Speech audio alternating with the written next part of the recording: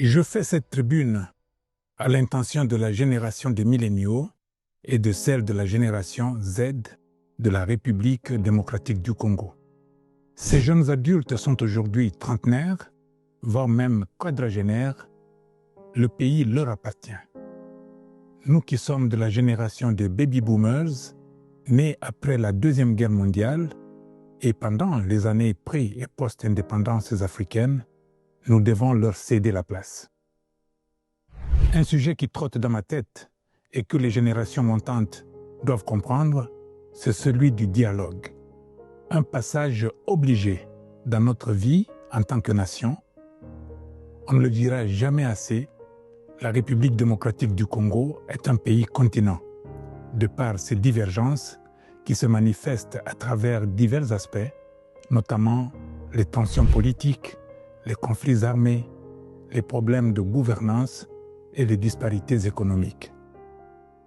Prenez par exemple la partie orientale du pays, qui va de l'Ituri en passant par la région des Grands Lacs pour aboutir au Grand Katanga. Il se fait que les richesses du pays, jusque-là connues, avec certitude, sont concentrées dans cette partie du pays. L'or du Kibali-Ituri, le coltan, le pétrole, la cassitérite et autres métaux rares dans les Kivu.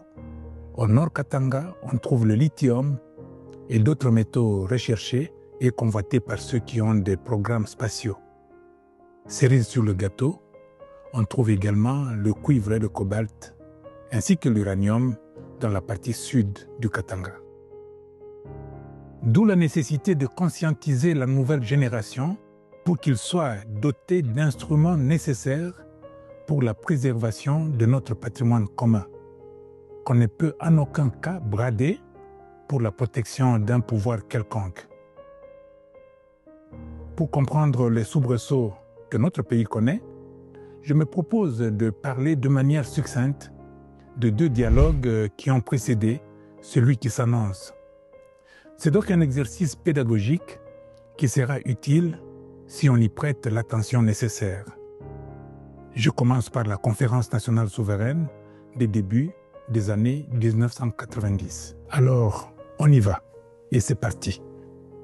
Année 1991.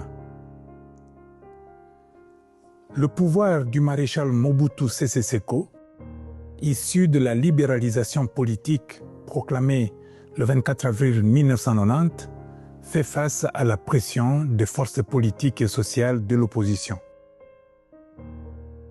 Les forces politiques comprennent l'Union pour la démocratie et le progrès social, l'UDPS, du trio Frédéric Kibasa-Maliba, Marcel Antoine Liaou et Étienne Tshisekedi Wamulumba. Le Parti démocrate et social-chrétien de Joseph Iléo Songo-Amba, l'Union des fédéralistes et des républicains indépendants de Jean-Ngouz Kalibond, l'Union des démocrates indépendants de Léon Kengo-Adondo, ainsi de suite.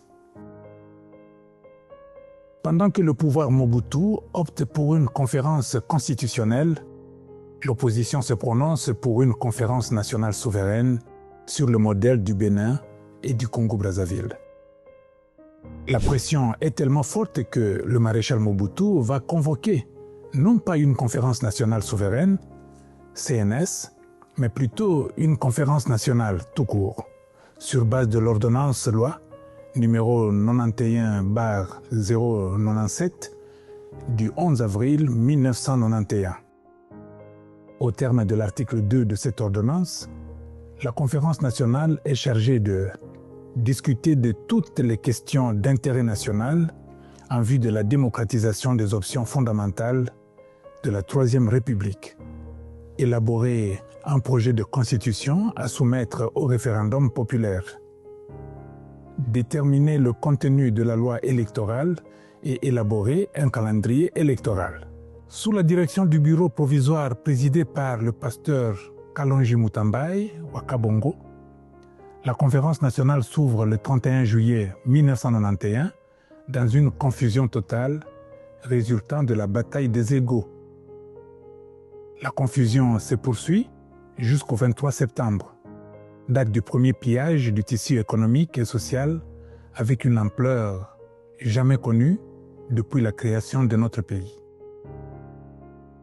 À partir de ce moment, le Zaïre entre dans un cycle de désordre institutionnel jamais vécu avec la nomination de 3 premiers ministres en l'espace de 3 mois. Étienne Tshisekedi, nommé dans le cadre des accords du Palais de Marbre 1, le 29 septembre de la même année, pour être déchu le 1er novembre 1991.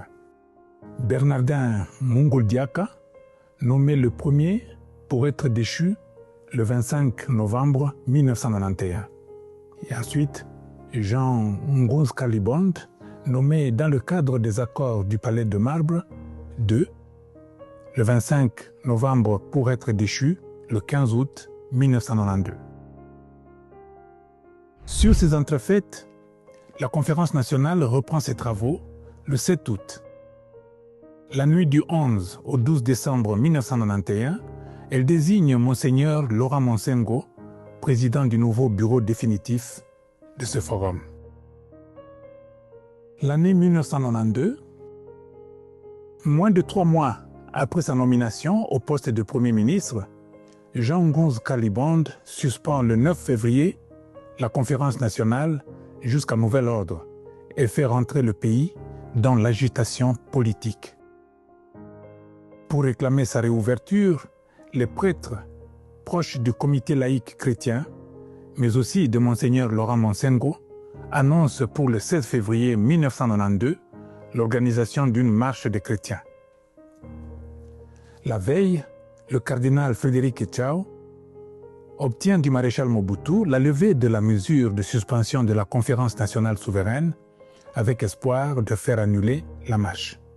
Mais hélas, la marche est maintenue et le dimanche 16 février 1992, Kinshasa va vivre une répression sanglante d'une manifestation publique jamais atteinte en ampleur.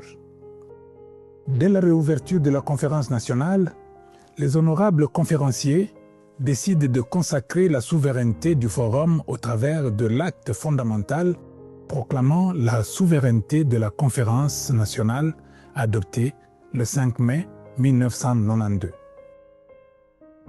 La conférence nationale enfin souveraine aura 2 moments forts mais contradictoires. L'élection dans l'euphorie le 15 août du Premier ministre Étienne Tshisekedi pour succéder à Jean Ngoz Kalibond.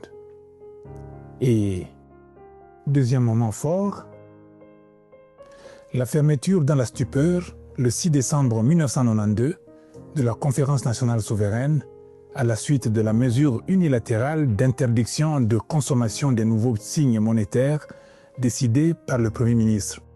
Mais en réalité, à la suite du refus de ce dernier de recomposer son gouvernement en intégrant les mobutistes et des ministres de l'opposition qualifiés de vertébrés.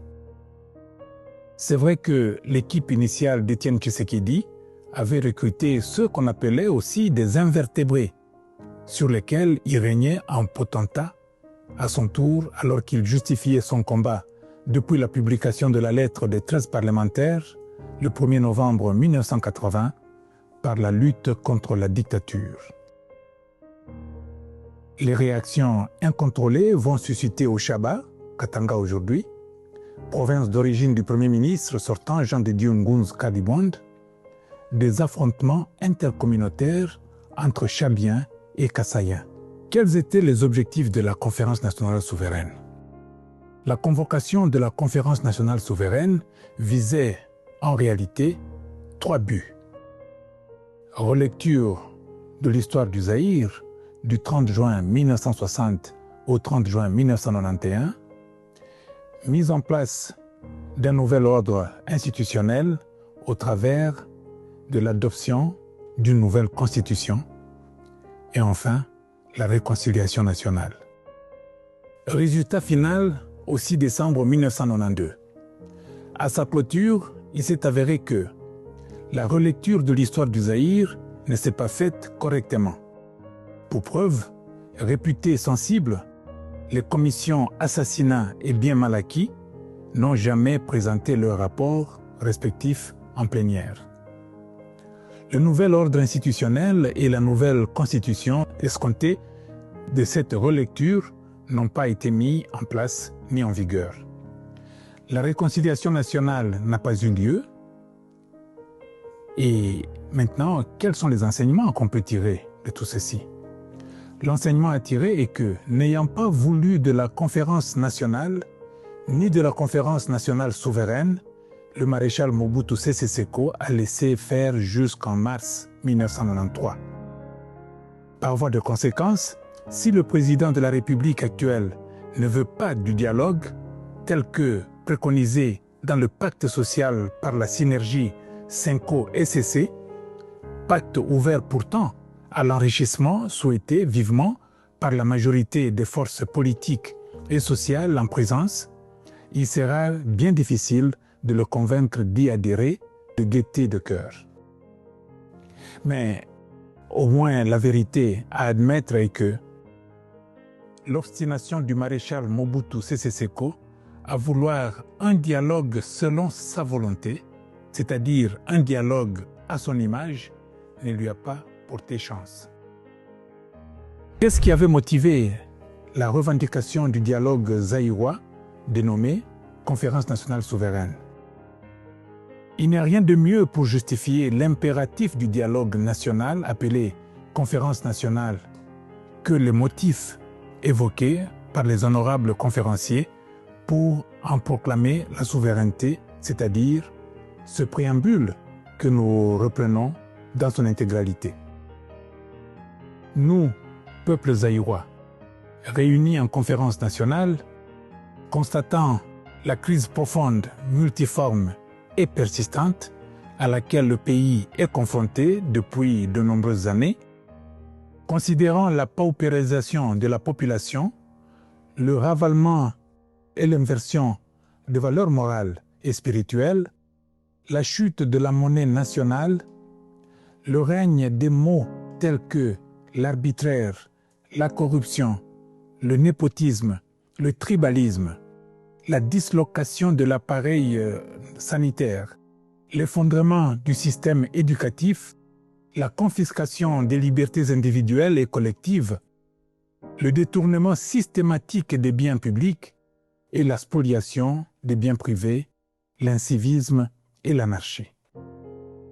Convaincus de l'incapacité totale des institutions en place d'apporter des solutions à cette situation tragique, mus par la volonté inébranlable d'analyser sans complaisance les causes de cet échec en vue de trouver, dans un esprit de dialogue et de reconstruction, les solutions efficaces destinées à relever ce défi et à jeter les fondements d'un état de droit devant garantir un développement intégral et harmonieux à la nation. Considérant que la conférence nationale est une assemblée du peuple constituée de délégués des forces vives de la nation, considérant le large soutien que la nation apporte à la conférence nationale, considérant que nul n'est au-dessus du peuple et que de ce fait, personne ne peut se soustraire à ces décisions, et réaffirmant la nécessité de lier l'ensemble des institutions établies aux décisions de la conférence, conscient de nos responsabilités devant Dieu, la nation, l'Afrique et le monde, proclamons: la conférence nationale est souveraine, ses décisions sont impératives, exécutoires et opposables à tous.